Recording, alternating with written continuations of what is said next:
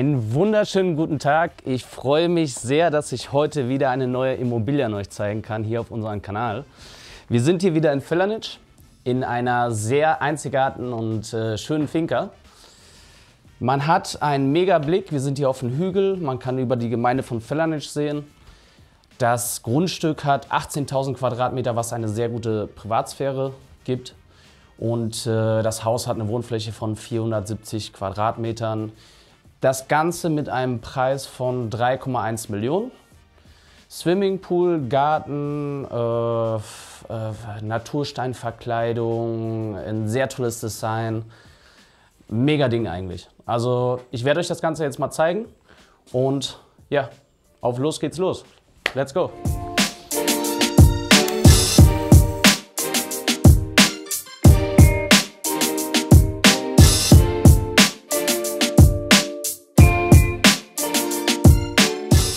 So, da sind wir in dem schönen Stück. Viel Naturstein. Der Naturstein ist bei dieser Immobilie aus Campus. Sehr hell, sehr offen gestaltet, der ganze Essbereich. Da hinten sieht man schon die Küche, da gehen wir gleich mal hin. Wohnbereich. Wir haben einen Kamin, einen Holzkamin, der auch eine sehr schöne Wärme gibt. Wir haben eine riesige Fensterfront, aber den Blick seht ihr erst gleich. Schöne Einrichtung, nur diese Sessel schon, also wenn man das hier so sieht, hat man einfach nur Lust, sich hier so mal hinzusetzen. So, zu der Immobilie. Ich glaube, das Beste ist, wenn ich euch Stück für Stück einfach die Sachen zeige und ich erkläre euch am Ende auch noch, was dieses besondere Highlight ist, beziehungsweise dass ich euch ein paar Tipps gebe, dass wenn jemand interessiert ist auf die Immobilie, heiß ist sozusagen, dass er schon mal eine kleine Idee hat, was es sein könnte.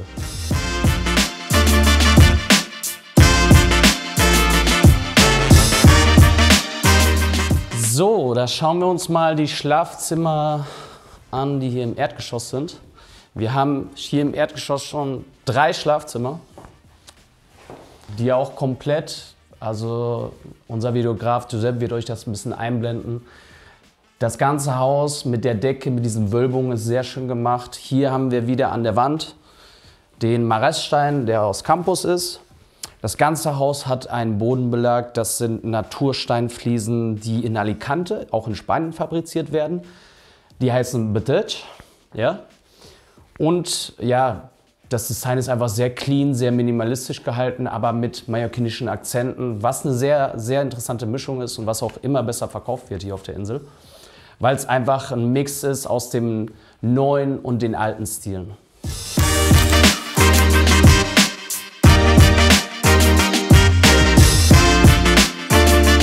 So, da zeige ich euch jetzt noch die 2 weiteren Schlafzimmer hier im Erdgeschoss.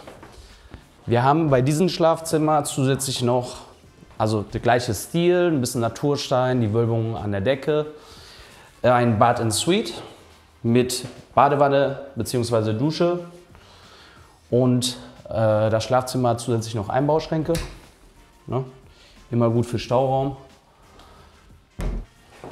Klimaanlage hat das Haus, Fußbodenheizung mit Gas angetrieben wird die Fußbodenheizung und ja, schauen wir uns mal die anderen Räume an.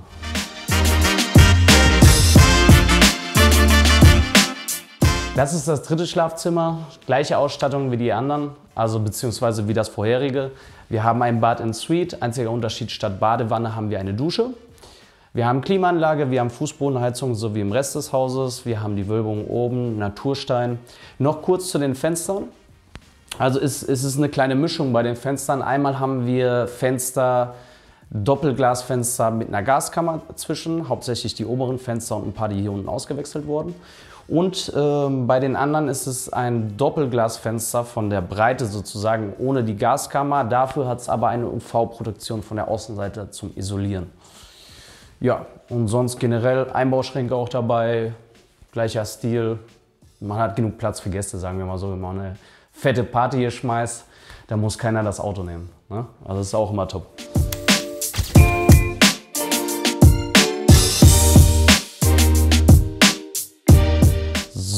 kommen wir zu dem nächsten Teil des Hauses. Also wir haben natürlich noch ein Gäste-WC. Das haben wir hier vorne. Wir haben hier vorne noch die Elektrikinstallation, oh, will jetzt nicht aufgehen, wo die ganzen Konnektoren sind, auch noch Telefon, alle möglichen Installationen haben wir hier. Ist auch immer gut, wenn man da leicht ran kann. Hier haben wir noch eine Haushaltskammer, Standard, normal, also jetzt nichts Besonderes, aber immerhin. Und das Interessante ist, man hat hier noch einen Zugang, falls man einkaufen will, falls man wegen Wäsche oder wegen Personal noch einen zusätzlichen Eingang hat. Ihr fragt euch wahrscheinlich, wie bei so einem sonnigen Wetter ich mit einem Jackett rumlaufe bei der Hitze. Das ist natürlich, weil ich auch immer versuche, schön gedresst in den Videos zu sein. Da muss man auch manchmal ein bisschen schwitzen und das so durchhalten. So, meine lieben Freunde, kommen wir jetzt zu, wir haben hier einmal Abstellraum bzw. Speisekammer für die Küche. Hier die Küche voll ausgestattet, ist ein bisschen eine Mischung aus verschiedenen Elektrogeräten, dadurch, dass das Haus auch sehr viel vermietet wurde. Das sind Siemens, ein bisschen Electrolux, alles gemischt.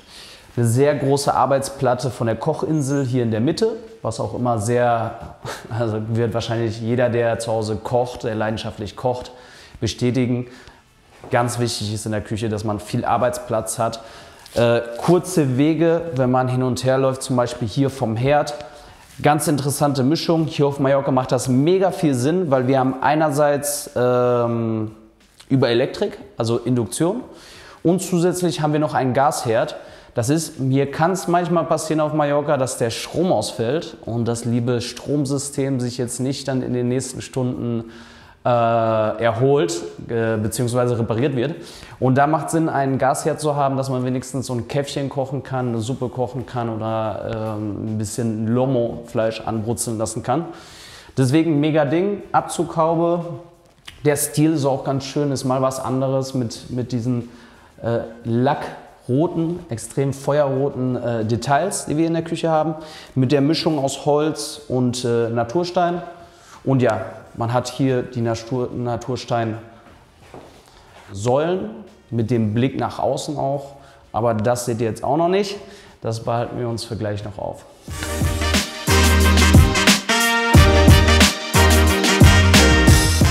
So, da sind wir jetzt auch im oberen Stock. Bei den meisten Häusern eigentlich von dieser Art hat man im oberen Bereich 2 bis 3 Schlafräume, noch ein paar Badezimmer. In diesem Haus hier ist es anders. Da wurde der ganze Fokus auf das Masterschlafzimmer gesetzt. Wir haben hier vorne noch mal einen sehr langen Flur. Der wird als Ankleideraum benutzt. Also man hat hier komplett alles voll mit Schränken. Ich würde mal sagen, das sind 1, 2, 3, 4, 5 Meter Schrank hat man hier noch mal. Hier für Klamotten, für Schuhe, egal wie man das nutzen will. Hier haben wir auch noch mal einen Riesenschrank. Das heißt, dieser Flur wird sozusagen als Ankleideraum benutzt. Das Design werde ich euch gleich auch noch ein bisschen zeigen im Schlafzimmer, beziehungsweise unser Videograf Giuseppe wird euch das einblenden. Wir haben hier das Bad in Suite, da kommen wir gleich hin. So, da sind wir auch im Schlaf- bzw. Wohnbereich von dem Masterschlafzimmer. Wir haben das hier sehr, sehr hell mit dieser riesigen Fensterfront. Es ist auch sehr schön, wie im ganzen Haus diese Wölbungen gehalten werden. Das heißt, unten haben wir kleine Wölbungen, hier oben haben wir diese riesen Wölbungen, was auch diesen architektonischen Charme ausmacht von dem Haus. Auch alles mit Naturstein gebaut. Und dazu muss ich auch noch sagen, der Besitzer ist selber Bauunternehmer und hat sich inspiriert bei John Hudson, der, ich weiß nicht, ob ich das jetzt richtig gesagt habe, aber der Architekt von der Oper in Sydney. Für den hat er so ein bisschen das Haus auch gebaut, hat sich da ein bisschen inspirieren lassen und nach diesem Stil und diesem Design das so ein bisschen auch hier mit einfließen lassen. Wie ihr schon seht, sehr offen der Bereich hier. Hier, kurz, Moment, ob ich das hier aufkriege. Ganz wichtig, denkt man auch nicht dran bei Fincas, Mückennetz immer.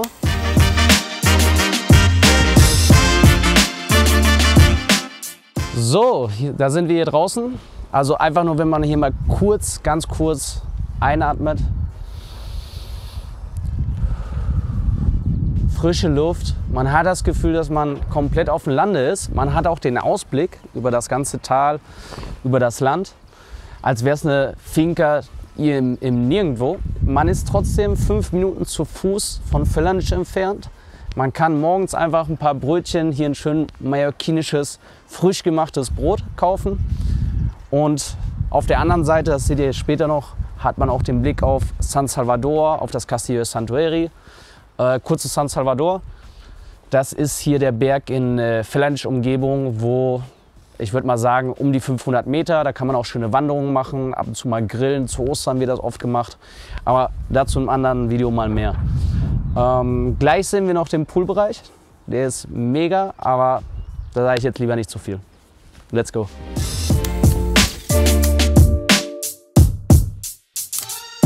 So, das hätte ich fast noch vergessen. Wir haben ja noch das Badezimmer in Suite mit einem kleinen Highlight. Aber da kommen wir jetzt direkt hin. Eine mega große Badewanne in mal einen ganz anderen Stil, was man so kennt. Und man hat natürlich genauso wie auf der anderen Seite hier, auch im ersten Stock von dem Masterschlafzimmer, haben wir auch diese mega Aussicht. Zusätzlich der Stil clean gehalten. Man hat auch diese Wölbung mit den Natursteinen. Man hat Natursteine an den Wänden. Man hat ein riesengroßes Waschbecken hier. Man hat zusätzlich noch die begehbare Dusche. Und hier hinten ist dann noch Toilette und ja, BD. Das gehört natürlich auch noch dazu.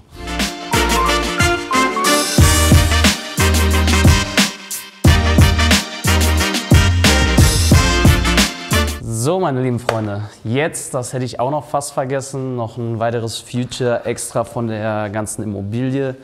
Wir haben hier noch einen Weinkeller, aber einen ganz speziellen Weinkeller, würde ich mal sagen. Und da gehen wir jetzt mal runter. Da sind wir hier bei den exklusiven Weinkeller. Leider ist da noch kein Licht installiert. Dazu muss ich sagen, das Highlight natürlich von den Ganzen ist eigentlich, dass es direkt in den Naturstein, in den Mareststein reingekloppt, reingepickt wurde, dieser Raum. Das heißt, es wurde nicht die Wände hochgezogen, sondern es ist wirklich dieser Raum sozusagen in den Stein, in die Wand, in den Felsen reingemeißelt worden. Und ja, lasst uns mal versuchen, ob wir ohne Licht das halbwegs euch ein bisschen zeigen können. Ich gehe mal hier mit dem Handy ran und versuchen mal so. Ihr seht, es gibt hier so ein paar Steinbänke eingemeißelt.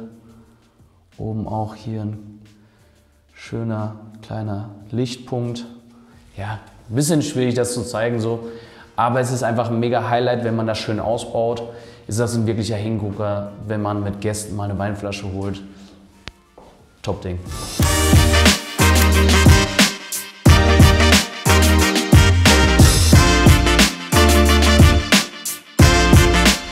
So, hier haben wir so ein bisschen den Porsche-Bereich. Hier haben wir noch ein kleines Segeldach, das so ein bisschen zu der Seite geht. Das hier ist gemauerter Porsche, überdachte Terrasse. Ganz wichtig, da denken manche bei diesen modernen Architekturen manchmal nicht so dran, dass es im Sommer sehr, sehr, sehr heiß werden kann auf Mallorca. Das heißt, Juli, August braucht man, um draußen zu sitzen, Schattenplatz. Den hat man hier, hier kann man schönes Essen machen. Hier um die Ecke, das wird gleich auch noch eingeblendet von unserem Videografen, gibt es einen abgedeckten Barbecue-Bereich. Da kann man ein bisschen schön was grillen, ein paar Steaks machen. Ein paar Hamburger einfach hier für die Gäste, ein Grillfest. Zusätzlich haben wir hier auf dem Boden auch noch mal sehr schön den Stil gehalten von dem Mareststein an der Wand.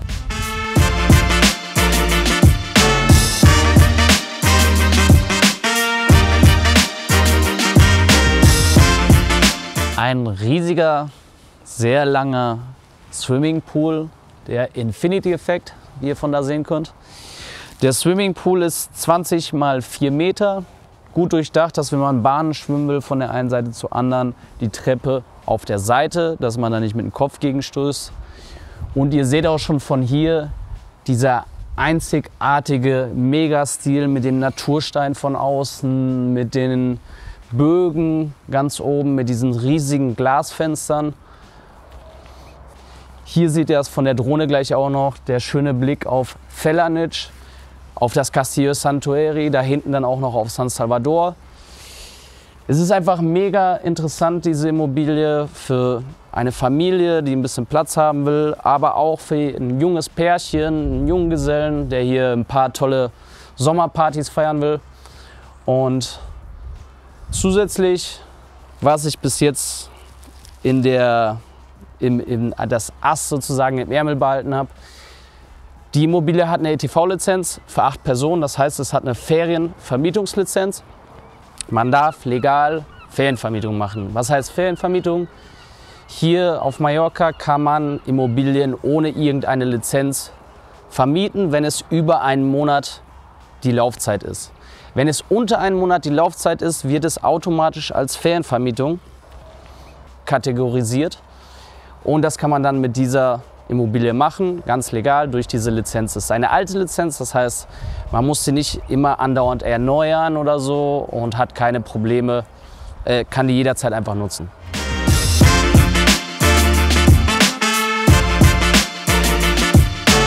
So, man hat zusätzlich, ich hüpfe hier mal rüber, man hat zusätzlich einen pflegeleichten Garten, man hat überall von der Finca aus verschiedene Eingänge, wo man in die Finca gelangen kann. Hier weiter unten ist dann noch die Poolinstallation von die ganze Technik für den Pool. Hier auch wieder ganz interessant. Rosmarin, also das hatten wir auch schon im letzten Video. Das ist einfach mega, wenn du den Luxus hast. Du machst hier ein Barbecue mit Freunden und Familie, ein paar frische Biere dazu, schönes Wetter, die Kinder sind am Pool am Planschen und du kannst hier einfach rüberkommen und ein bisschen Rosmarin pflücken, schön auf das Steak draufhauen und einfach nur einen mega Geschmack haben. Und das sind einfach so Kleinigkeiten, die es einfach sehr viel attraktiver macht auch mal das Leben hier. Man hat Rosmarin, man hat schönes Wetter, man hat genug Platz für Freunde und Familie, man hat eine schöne Immobilie, man kann einfach das Leben in vollen Zügen genießen.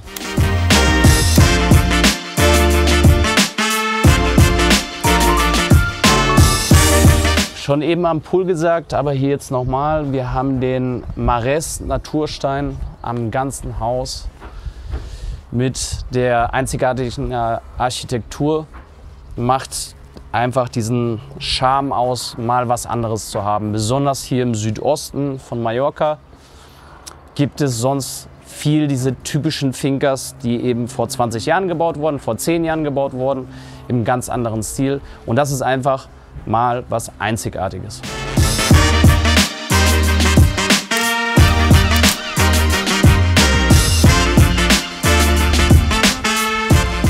So, machen wir mal hier eine kleine Verschnaufspause. Nochmal kurz zu der Immobilie. Wir haben 18.000 Quadratmeter Grundstück, das heißt gute Privatsphäre. Das Haus liegt auf dem Hügel. Wir haben Blick über das Tal, Talblick über das ganze Land. 470 Quadratmeter Wohnfläche, 4 Schlafzimmer, 3 Badezimmer. Und ja, die ETV-Lizenz, Swimmingpool, Garage für 2 Stellplätze, Garten, Weinkeller, also Top-Extras dazu. Dazu würde ich auch noch mal sagen, dass der Stil sehr einzigartig ist. Und kurz zu dem Thema, wo die Immobilie liegt. Das heißt, wir sind hier auf einem Hügel. Direkt in dieser Zone gibt es einen Steinbruch. Da wurde vorher Naturstein abgetragen. Danach wurde es als Keller, Stauraum sozusagen genutzt.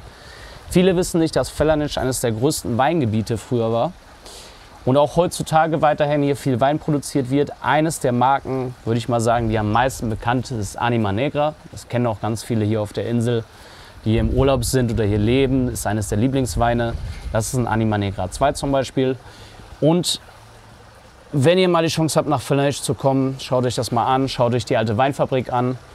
Wir verlosen 2 von diesen Flaschen. In den ersten, würde ich mal sagen, letztes Mal waren es 100 Kommentare bei einem Video letztes Jahr. Wir sagen jetzt mal 50 Kommentare. Unter den ersten 50 Kommentaren wird das verlost. Einfach als kleiner Ansporn, dass ihr uns noch euer Feedback gibt, ob wir was zu viel oder zu wenig erklärt haben. Und wie gesagt, das habe ich was vergessen. Ich habe ja gesagt, es gibt noch ein Highlight. Das behalten wir uns wirklich für die Besichtigung dann auf. Es ist aber nochmal eine Art Gästehaus auf eine ganz, ganz, ganz andere Art. Mehr kann ich dazu leider jetzt nicht sagen. Das heißt, like das Video, folgt unserem Kanal, schreibt uns das Feedback in die Kommentare, folgt uns auch auf Instagram, auf Facebook, egal wo ihr wollt, dass ihr auf dem Laufenden seid. Und nochmal ganz, ganz vielen Dank, dass ihr euch die Zeit nehmt, unsere Videos zu schauen, uns ein bisschen zu folgen, was wir machen. Ich freue mich immer auf jedes Kommentar, über jeden Support und einfach nur vielen Dank an euch alle.